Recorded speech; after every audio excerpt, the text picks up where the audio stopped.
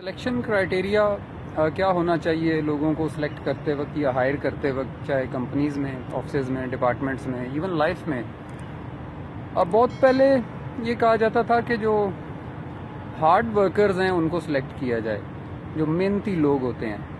اور کافی عرصے تک چونکہ اس وقت کے کام بھی ایسے تھے جس میں انسان کی فزیکل ہارڈ ورک کی بہت زیادہ ضرورت ہوتی تھی، تو محنتی لوگوں کو، ہارڈ ورکرز کو پسند کیا جاتا تھا، ڈھونڈا جاتا تھا، ہائر کیا جاتا تھا، ان کی رسپیکٹ بھی ہوتی تھی. پھر ٹرینڈ چینج ہوا جب سے یہ ٹیکنالوجی نے اوور رائڈ کیا ہے باقی چیزوں کو، تو کہا گیا کہ اسمارٹ ورکرز کو ڈھونڈا جائے. ہارڈ ورکرز کا دور گزر گیا.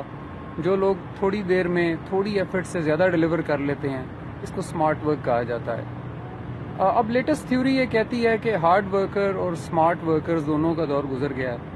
اب آپ ان لوگوں کو سلیکٹ کریں جو ٹھیک فیصلے کرنے والے ہوں، جن کے پچھلے کیے ہوئے فیصلے ٹھیک ثابت ہوئے ہوں، اس کمپنی کے لیے، اس ڈپارٹمنٹ کے لیے، اس ادارے کے لیے، اس بزنس کے لیے، ایون فیملی کے لیے.